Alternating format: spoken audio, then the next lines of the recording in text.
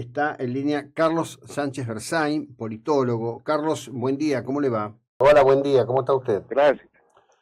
Buen Bueno, día, a sus órdenes. Un saludo a ustedes y a su audiencia tan importante. gracias, muy amable. Bueno, lo importante para nosotros es que usted nos ilustre al respecto de lo que ha acontecido ayer en Bolivia, que algunos sectores dicen es una chirinada organizada por el propio Arce, otros sostienen que es parte de la puja con Evo Morales, pero que en definitiva afecta a Bolivia y golpea a todo el continente, ¿no?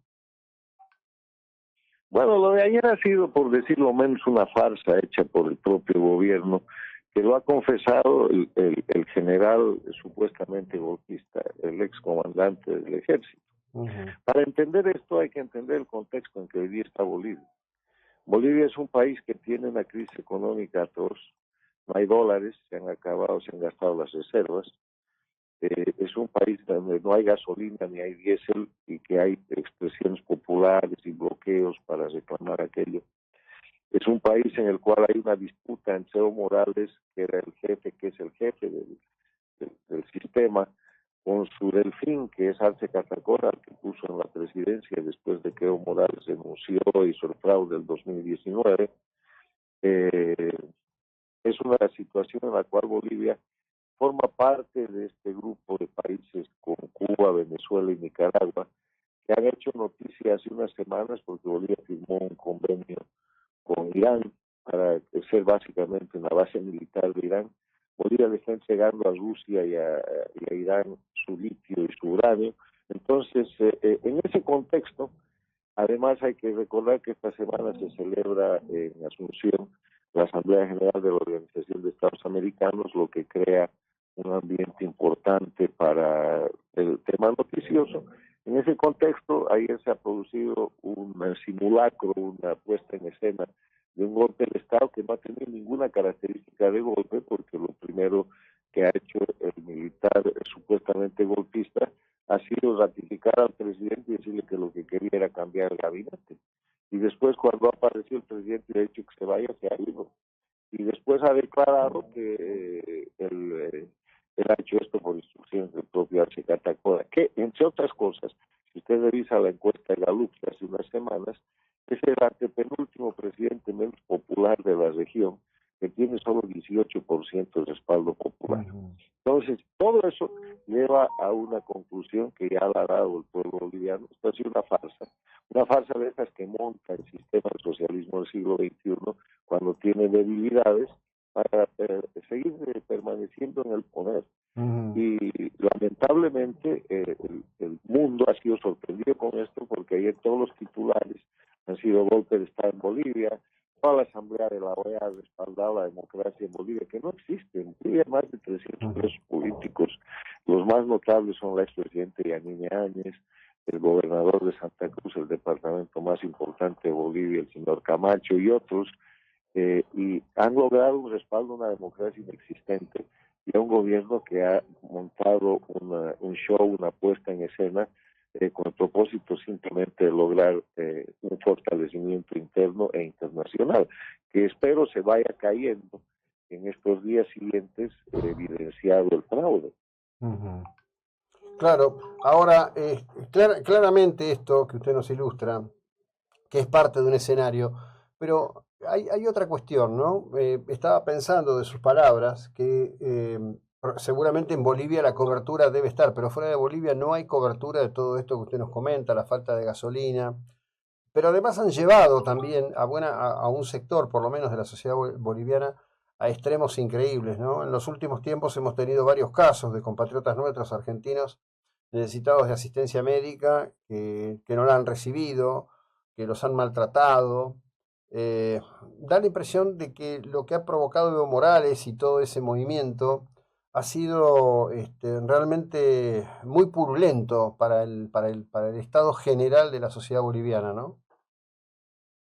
Sí, un empobrecimiento generalizado, una confrontación entre bolivianos que nunca se ha visto, el oriente contra el occidente, los jóvenes contra los viejos, han recreado un indigenismo que ya no existía en Bolivia para destrozar la nación boliviana en aplicación de la doctrina del socialismo del siglo XXI que sostiene que hay que multiplicar los hechos de confrontación.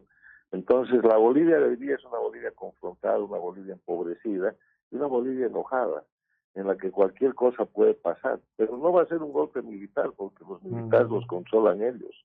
La dictadura ha convertido a las Fuerzas Armadas de Bolivia en las Fuerzas Armadas del régimen, como en Venezuela, como en Cuba, como en Nicaragua. Y cuando se mueva cualquier ficha de estas, es obviamente una disposición del propio gobierno.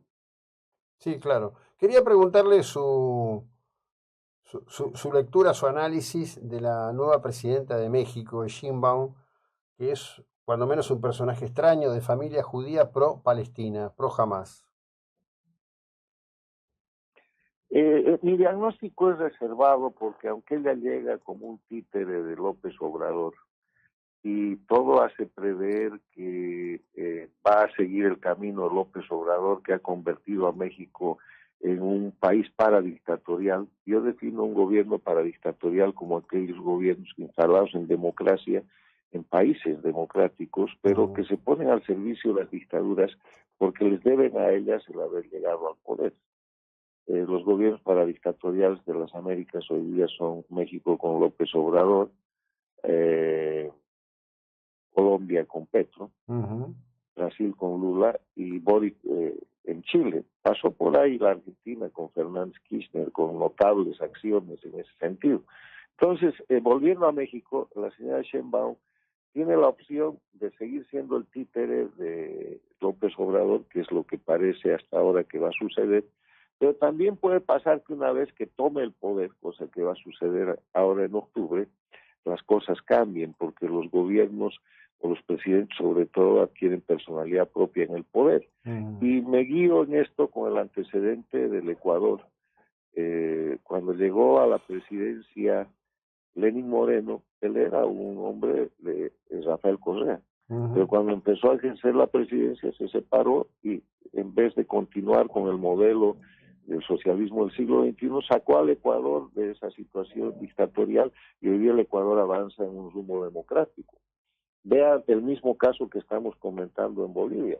Hace Catacora es el títere, es el delfín de Evo Morales, y ya lo ha traicionado y está en una confrontación que lleva al país a extremos. Hay que ver qué es lo que hace la señora Sheinbaum, que tiene todos esos antecedentes y cuyo historial político y cuya forma de llegar al poder haría prever más de lo mismo. Pero yo tengo un pequeño recaudo en cuanto a los antecedentes históricos.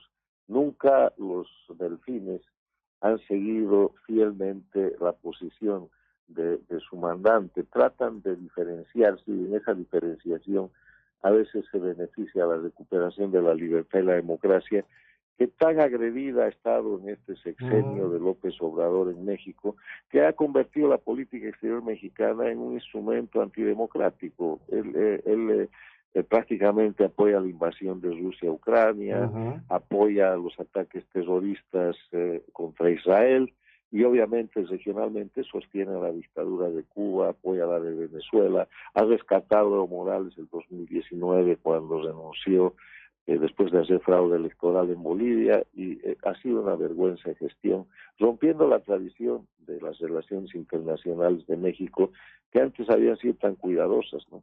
Claro. Como cierre de esto, le digo, hubo unas declaraciones de Donald Trump hace unos días sosteniendo que si es presidente le va a quitar toda la ayuda militar y asistencia a Ucrania y va a obligar a crear las condiciones para el articulado de un pacto del cual sería el único ganador, claramente, sería Putin, ¿no? Eh, ¿tiene impacto eso en el votante de Estados Unidos o es un tema que el votante general de Estados Unidos ni siquiera considera? Mire, el proceso electoral en Estados Unidos siempre ha sido muy duro y este año no es la excepción. Entonces, hay muchas cosas que se dicen y después no se hacen. Esta noche va a haber un debate, el primer debate. Ya hay que mirar eso, a ver qué temas se tocan. Y el tema de Ucrania va a ser sin duda uno de los temas centrales. A ver qué es lo que dicen ambos candidatos. Yo cuando veo campañas electorales y veo posiciones extremistas en general no me las creo, porque cuando la gente llega al poder no las cumple. Mm. Bueno, queda todo abierto. Como siempre, le agradecemos enormemente el tiempo y la ilustración que nos dedica, ¿eh? Que tenga un muy buen día. Muchas gracias. Encantado, mucho Bueno, gusto, gracias. bueno, Gonzalo Sánchez Berzain, politólogo, analista y uno de los que más clarito desnudan toda esta cuestión a la que él llama el socialismo del siglo XXI o el castrochavismo del Pacto de Puebla en el continente americano.